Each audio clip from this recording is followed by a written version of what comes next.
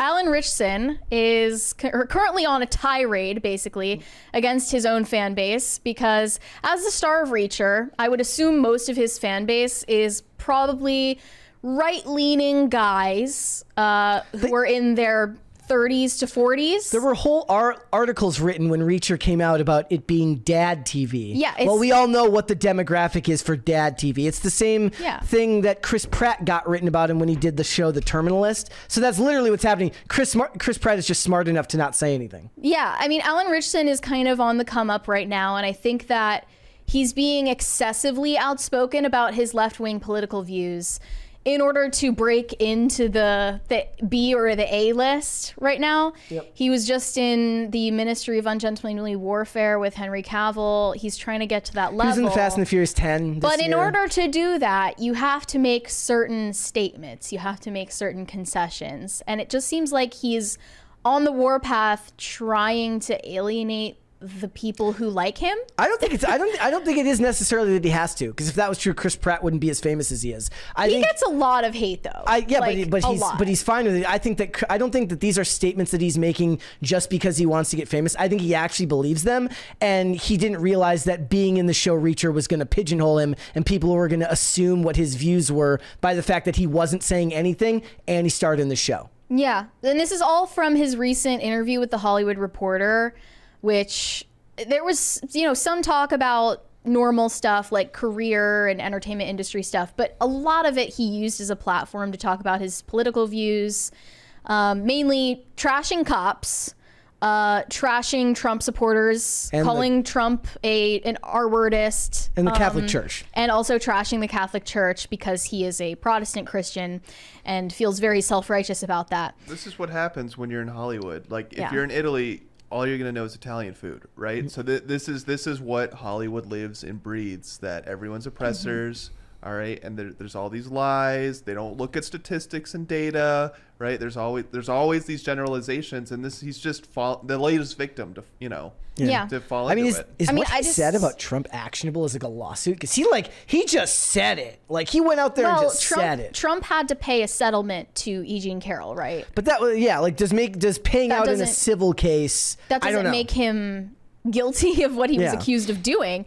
So he was recently praised by this account for Occupy Democrats for his comments. Love them. Hollywood superstar Alan Ritchson of Reacher fame tears into Donald Trump with the most brutal celebrity attack to date and cites his own Christian faith as a reason. Like, the worst type of leftist is the one who uses Christianity to justify their views. Here's what he said. Trump is a rapist and a con man, and yet the entire Christian church seems to treat him like he's their poster child, and it's unreal. I don't understand it. Christians today have become the most vitriolic tribe. It's so antithetical to what Jesus was calling us to be and do. In the same interview, Ritchson tore into police officers who killed the innocent black woman Breonna Taylor during a raid. That's a tragic case. Cops get away with murder all the time, and the fact that we can't really hold them accountable for their improprieties is disturbing to me. That's not even true, though. I mean, you shouldn't have to spend more time getting an education as a hairstylist than as a cop who's armed with a deadly weapon. It takes real courage to tell the truth during such polarized times. Ritchson should be commended for speaking out. Democracy is on the line. Remember, every election is the most important election of our lifetime. He has a tweet. Again, I still have no idea if this is a real account or not, but if you go to his Twitter, which he has recently scrubbed, and he's got like he's basically starting from scratch, says, "Hey folks, I've been seeing a lot of chatter about people saying they won't watch Reacher anymore because of something I did or said. Look, I get it, but let's put some things into perspective here. Am I supposed to prioritize my job over my personal beliefs?" I feel like I've been sent back in time to 2016, right before the election, and then it's going to get worse right up into 2018. You have Ghostbusters 2016, and then from there it gets worse, and the TDS gets worse, and the cancel culture gets worse all the way up through 2018.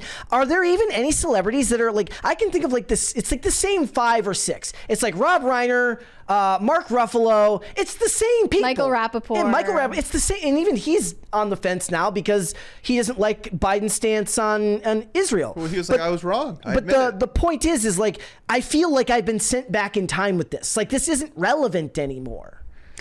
I think that what he is saying, like, it would make sense if he were anything but an entertainer, I guess. Like, yeah, Ron Perlman, thank you. He's saying, am I supposed to prioritize my job over my personal beliefs? Yes. Like, as an entertainer, you should be prioritizing your job as an entertainer over voicing your personal beliefs that are in active contradiction with your target audience. You have to understand that they believe the exact opposite. You are living in a different world than them, right? So like they believe, and I think it's partially due to like this, there is no work-life balance anymore. It's all one. You are what you work. Everything's just combined. They think that your job needs to reflect on everything about you. There is no going in, clocking out, and then having your own personal life. That doesn't exist for these people. It is a completely different world they're living in. Yeah. He also has this one. Again, I would love somebody to fact check me and tell me if this is a real account, because it's not. It definitely seems like it's a real account. My ex account went through a major cleanse recently, lost a bunch of followers about a week back, but gained 5,000 new ones since then. Feels good to know that my followers are quality people with a positive mindset, folks who aren't afraid to confront their truth head on and own it. What that tells me is that you who unfollow, he gets to spew venom. He gets to say a bunch of stuff that's politically expedient for him, that's extremely polarizing. And then if you say something back, you're the bad guy. That's crybully to me. Yeah. He continued that thread saying, the worst accusation thrown at me is that you won't watch Reacher anymore. That's not an accusation. But come on, let's keep it real. If you're claiming to make morally sound choices, start by being honest. Don't trade one form of wrongdoing for another. Remember, being a killer who doesn't steal doesn't automatically make you better than a thief. What does that mean? So do you guys think this is his Twitter account, though? Because he got community noted, if you scroll up. I think it's real because all of these tweets don't read as a troll. And I mean, he said, apparently he confirmed on Instagram that he does not have Twitter. Is that true? Like, when did he claim that he didn't have Twitter? That was 5 hours ago. He put a post about his ex account going through a major cleanse recently. Yeah. And also, I think that if he posted on his verified Instagram, says, I do not have a Twitter/X account. But when did he say that he doesn't have an X account? Like, that's confusing. That was 3 hours ago. And that doesn't matter here because this says he joined in January 24. Even leaving this stuff out, it doesn't matter. The articles are real and the interview is real. That's not the point. The point is that what he's doing by trying to change his audience inherently is going to backfire. He has a movie coming out this weekend. He literally has a movie coming out this weekend, and all the headlines are political nonsense. Nobody's talking about the Ministry of Ungentlemanly Warfare, though you should go see it. I wonder if that's part of it, though. Like in part of his contract is, hey, in the lead up to this movie, you need to make X, Y, and Z statements. You get to decide, I guess, what kind. Guy Ritchie isn't even American. I don't see why he'd care about whether. Oh, that doesn't stop people from piling on J.K. Rowling that are American. No, I'm saying that the guy making the movie, I don't see how this benefits the movie. They're not talking about the movie. Globalism, man. That's what. And the interview was done before. There's not even to say that they knew that this interview was going to come out this weekend. Like that could have just been when they had it in the queue. It feels to me like right now he's feeling the burden, and this is to his credit, small credit. When you do make a certain type of show and you don't speak out, you will get pigeonholed. And then if he doesn't hold those views, he didn't find an artful way of getting his stuff out there. He's just spewing a bunch of nonsense that's upsetting people. Now, if people care enough to stop following the show, I get it. Like, it's not going to stop me from watching the stuff that he makes. That doesn't bother me. But he can't be mad if nobody comes back for Reacher season 3. But he's acting like you're doing something morally wrong by not watching Reacher anymore because you don't like him. Like, you're the one who alienated people. Exactly. You will have only yourself to blame. And that is if these are real, genuine posts from him. I don't know. But another post from this account says, hey everyone, just wanted to touch base on something that's been on my mind. I shared my personal opinion about someone, meaning Trump, and it seems like it caused quite a stir. I've noticed a significant drop in followers and an influx of comments, some of which have been pretty hateful. This kind of toxicity is one of the reasons I'm not as active on X as I used to be. That being said, I'm not planning on disappearing anytime soon. I might just stick around and see how things unfold. Bring it on, yawn emoji. Probably he's a fake like, account. Is this a troll? I think it's a very well done troll. If it were a troll, yeah, if it's a troll, then it's a really well done troll. Yeah. I hope this isn't his real account, but I feel like what he's said publicly in that interview is bad enough. Yes. Oh, yeah. The tweets are immaterial. The stuff that he said in the interview is automatically dismissive. Yeah, they're just of that same sentiment, you know. So if it is a fake Twitter, they're doing a really good job of capturing, you know, the spirit of what he's saying. And also Breitbart pointed out that back in 2020, he posted a selfie with his dog where he's wearing this shirt that says, "Arrest the cops who killed Breonna Taylor." Look, when was that you said?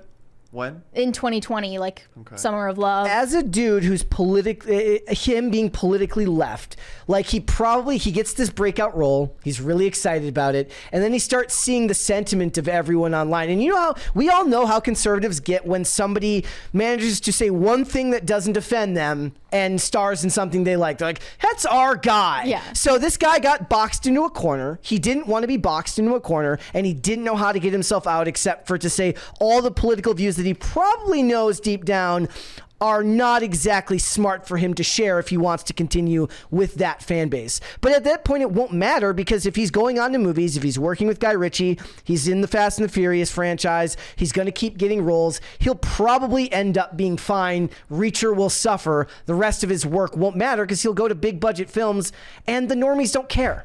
They won't know that this is going on. I think part of the reason that he might have gotten or felt pigeonholed or put in a corner politically that people aren't recognizing is that he is a blonde-haired, blue-eyed, muscular, masculine-looking white guy.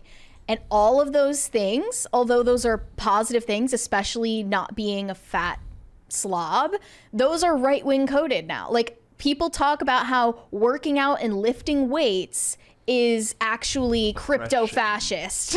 He's like, you know what it is? So in order to exonerate himself of being a crypto-fascist for being a muscular white guy and being masculine and having an ounce of testosterone in his body is to say stupid things like this. Yeah, and you know what it is? Is like he was on like the Titans TV show, but it's like you can be muscular and look like you're on steroids, but only if you're in a superhero movie. And since he's not in a superhero movie, he has to have an excuse as to why he looks the way he does. Can you believe that we're at that point where you need to have an excuse or a defense for why you're not being in shape, why you're not fat in 2024? It is really funny too, because in the movie he's so much bigger than everybody else on. Like it's comical. Yeah. Like even Henry Cavill. Yeah, he dwarfs Henry Cavill. Really? Like height wise too. Like I mean, it's just if you look at him, his arms are just gigantic, and Henry Cavill spends most of the movie in a coat.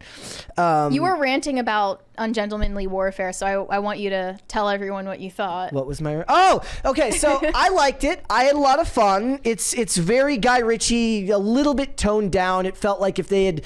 I think it's a PG-13, and if they'd given it the R rating, they could have taken the cuffs off a little bit. But if you've never heard the word Nazi, you will have heard it 999,999 times by the time the movie is over, because it said literally every third sentence is the word Nazi, because it's about trying to take out Nazi U-boats, and you wanna go against Nazis and Nazi this and Nazi that. It felt like a studio note, like they were required to say it a certain amount of times.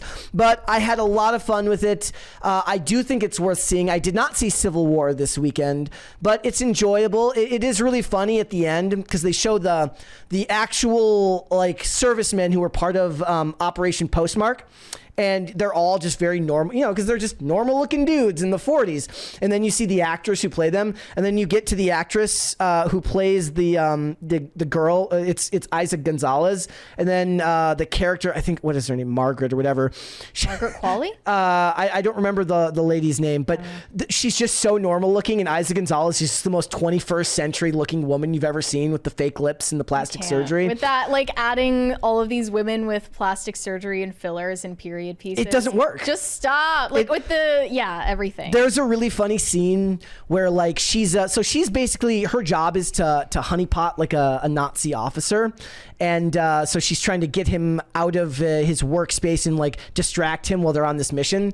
And they go to this costume party, and she is wearing something that no woman would be allowed to wear in the 1940s. She just wouldn't. But you know, we got a $20 gotta have style from Pat the Plumber. He said, as a Reacher reader, I was pumped when Ritchson got the role because he was awesome as Hawk in DC's Titans. Luckily, the show has already gotten worse. I don't know why celebrities have to open their mouths. And I'm going to be honest. So somebody sent me a message with a link to like one of these articles over the weekend and said like sorry. I think Corey Anderson. Sorry for your loss. I think Corey Anderson said that. I said, what do you think? So it doesn't bother me. Like, this does not stop me from enjoying whatever entertainment he makes. Well, and then another person was like, that's because like basically you're a coward for like. So me, no. What? So like, okay, so. I mean, if we're talking about their political views, sure, right? But your phone is made with slave labor. Do you boycott your cell phone if you can't have a phone? That would inconvenience people. Yes. Too much. So the point is that the world is infinitely more complicated than that, and our job is literally to critique and watch things in pop culture. So, and I was going to say these actors are allowed to have opinions, but I'm also allowed to then react to those opinions and decide if I'm going to continue watching a show or not. He can't count on everybody being like us, where our job is to watch it and talk about it, therefore consume it. Right. Other people have a right. Say, look, I only have so much time in the day. I work all day. I come home. I don't want to watch something with somebody that says shit that pisses me off. And that's not my value system, but I get it. Your brain is actually designed to be surface level for a lot of things. And if you see something that, upsets you, you don't want anything to do with that thing. You're not going to pay that much attention to it. You're just going to cast it off to the side. So he really can't be upset when he's making not inflammatory statements, but they're strong statements. And it's like, if it rubs someone the wrong way, they're going to react to it. I just laughed because it felt like I'd been transported back in time. I was like, is Trump even that relevant? I mean, it's an election year. Yeah. Like, I do understand why he felt it was fitting. Instead, I want an actor to go the opposite direction. I want somebody to start campaigning hard for Fetterman 2024, because that's what I really, really want. I want John Fetterman to become the president.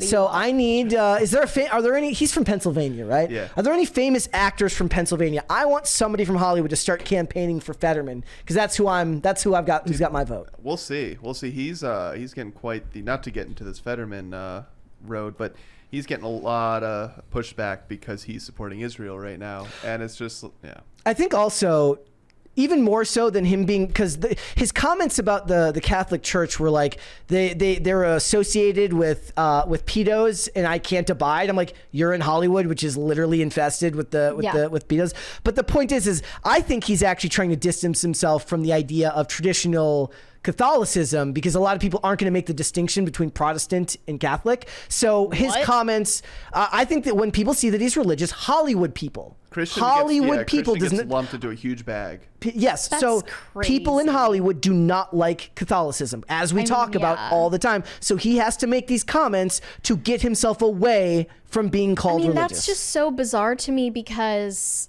his American audience, if any of them are Christian, most of them would be Protestant. Most American Christians, like by far, are Protestant. So I don't know why it would be different for Hollywood, that they would immediately assume Christian equals Catholic. Like, that's because people are dumb. Quite odd. I think you're right, Brett, with like kind of the pushback against Catholicism. But I think for most people, there is no difference. They see Christianity. Christianity is Christianity. I just think it's so funny that someone would possibly hate Alan Ritchson so much because of what he said in this interview, that they would create a fake sock account impersonating him. But it's not even. That's what's funny. Like, it's like annoying but extremely nuanced leftist takes. Yeah. I mean, whoever you are out there, it could be someone that he running like this works account. with. Like it could be someone posting on his behalf. I literally have no idea. Well, but if he says it's not his account, then I guess it's not his account. It's against XTOS to impersonate a public figure, so it's gonna get banned if it's fake. Can you impersonate yourself? After he said, "Oh, this is not." Well, he's bipolar, so maybe like he has a personality when he's doing it one way. He has a split personality. Yeah. One loves Trump and one hates Trump. Somebody said Zachary Quinto or Quinto. I don't know how to say his name. He's from Pennsylvania. Thanks for watching. Listen to full episodes of Pop Culture Crisis on Spotify. Keep up with us on social media and make sure you subscribe and ring that bell so you never miss the show. Bye, guys.